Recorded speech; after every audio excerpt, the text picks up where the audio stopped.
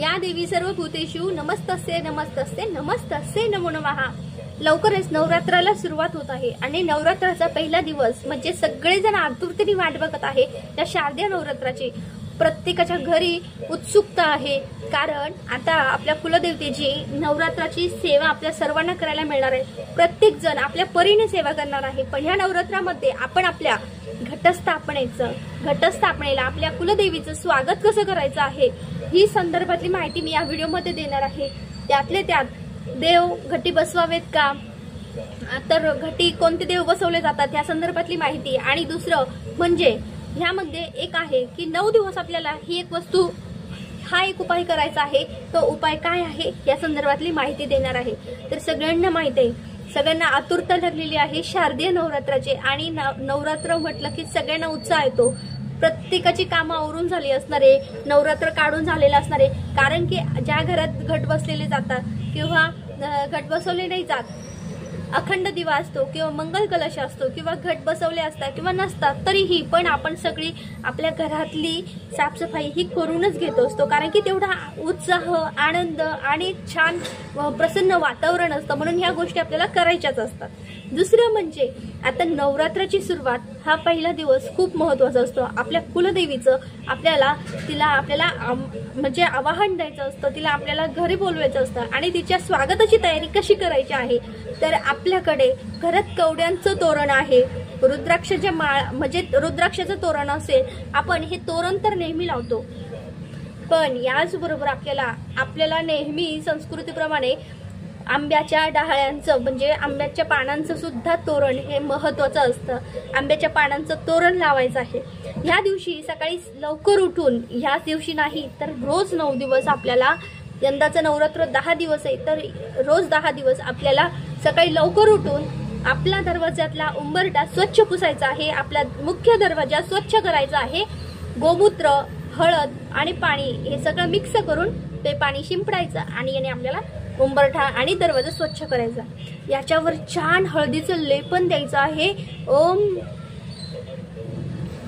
उंबरठा स्वच्छ करायचा आहे, त्याला छान हळदीचं लेपन द्यायचं आहे। दोन्ही बाजू असतात उंबरठ्याच्या, त्याला सुद्धा असं उभं थोडंसं हळद लावायची आहे आणि त्याच्या पुढे छान रांगोळी घालायची।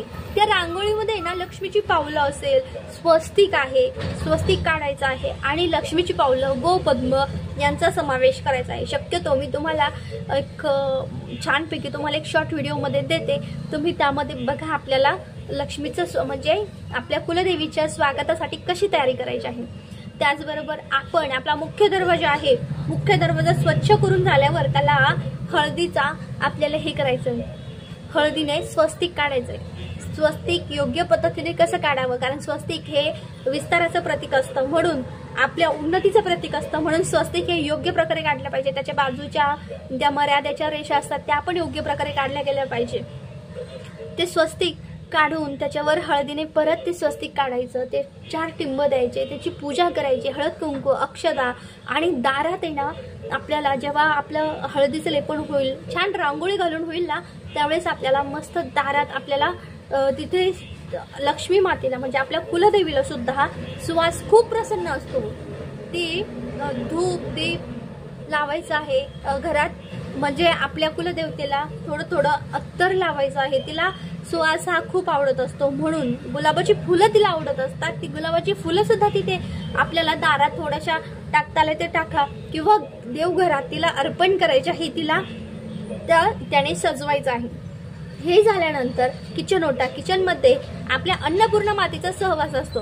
अर्थात आपल्या सर्वांचं किचन आवरून झालेलं आहे, पण कुठे ना कुठे तरी घाण असतेच, म्हणून आपल्याला घर पहिले स्वच्छ करायचं आहे, पूर्णपणे कानाकोपरा झाडून घ्यायचा आहे। हे झाल्यावर आपण आपलं किचन स्वच्छ करून झाल्यावर गॅस आहे ना, गॅसचा समोरचा ओटा, तिथे आपल्याला सेम आपण दरवाजावर जसं स्वस्तिक काढलं तसं हळदीने अगोदर काढायचं आणि नंतर कुंकू ओलं करून कुंकवाने काढायचं।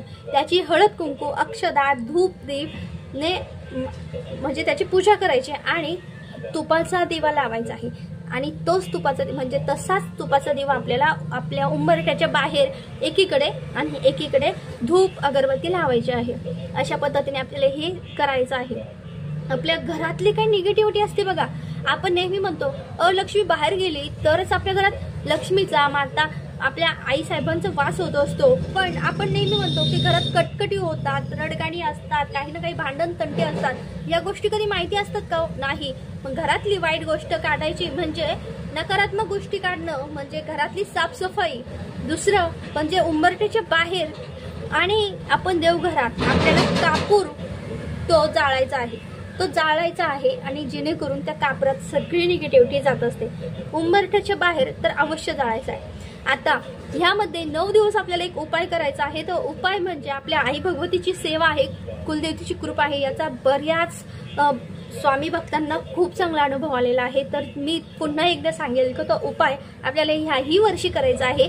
मागच्या वर्षी केला, त्याच्या अगोदर केला, तसंच ह्याही वर्षी करायचा आहे। तो उपाय आपल्याला 2 अखंड लवंग घ्यायचे आहे। अखंड लवंग म्हणजे त्यातली तुटलेली, फुटलेली, अर्धवट झालेली किंवा अर्ध फुल असलेली अजिबात लवंग घ्यायची नाही। तर ही लवंग घेतल्यानंतर आपण ती कापूर घ्यायचा। आपल्या घरात घट असेल किंवा नसेल, आपल्या घरात मंगल कलश किंवा अखंड दिवा किंवा आपल्या घरात देवघर तर असेल, कमीत कमी यांच्या समोर आपल्याला त्या घ्यायच्या आहेत। एखादी पंती घ्या किंवा एखादी वाट म्हणजे काहीतरी घ्यायचं आणि त्याच्यावर त्या लवंगा जाळायच्या।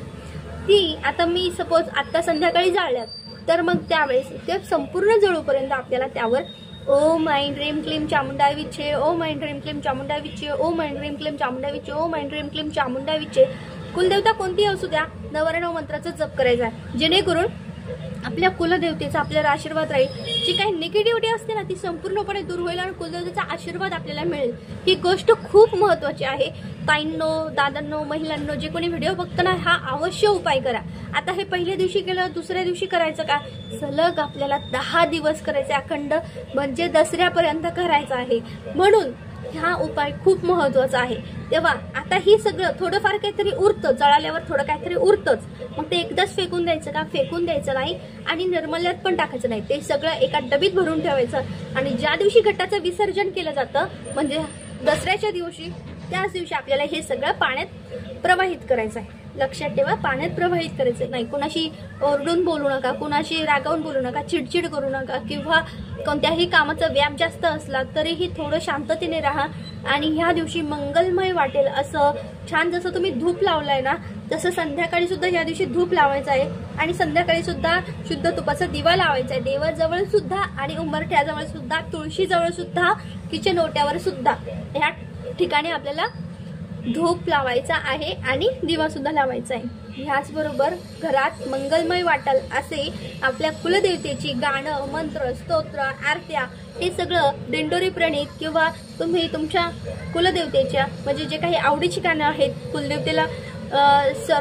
आपल्याला हे लावायचे आहेत आणि त्याचा आनंद सगळ्यांनी घ्यायचा आहे। तर घटी कुठले देव बसवले जातात आणि कोणते देव बसवावेत तर का, याचं महत्त्व असं आहे की हे देवीचं नवरात्र असल्यामुळे इथे फक्त आपली कुलदेवतेचा टाक घटी बसवला जातो। यामध्ये खंडोबा असेल, भैरोबा असेल, घरातले दुसरे देव यांना घटी बसवलं जात नाही, कारण की हे फक्त देवीचं नवरात्र आहे। खंडोबाचं हे नवरात्र षडरात्र यामध्ये मार्गशीर्ष महिन्यात येत असतं, त्यामुळे त्यांचं नवरात्र वेगळं आहे। हे नवरात्र फक्त देवीचं आहे। आणि सगळ्यात महत्त्वाचा प्रश्न, देवघटी बसवले तर आंघोळ घालायची नाही, हा खूप लोकांचा प्रश्न असतो, पण ह्यामध्ये याचा काही संबंध नाही। देवांना रोज 9 दिवस स्वच्छ पाण्याने रोज आंघोळ घालायची आहे, त्यांची नित्य पूजा करायची आहे, रोजच्या सारखी त्यांची पूजा करायची। यामध्ये हा सुद्धा प्रश्न तर देवीचं नवरात्र काय आहे? ती घटी का असते तर ती युद्ध खेळून थकलेली असते, म्हणून ती ह्या 9 दिवसामध्ये आराम करते, म्हणून तिला कुठल्याही प्रकारची आंघोळ करीत नाही, तिला स्नान घातलं जात नाही, म्हणून हे 9 दिवस ती पूर्णपणे आराम करते, म्हणून ती घटी बसलेली असते। आजच्या पुरते इतकं झालेली सेवा स्वामी महाराजांच्या आई भवानीच्या चरणी अर्पण करते आणि व्हिडिओ इथेच थांबवते। व्हिडिओ आवडला असेल तर लाईक, शेअर, सबस्क्राईब करा। श्री स्वामी समर्थ।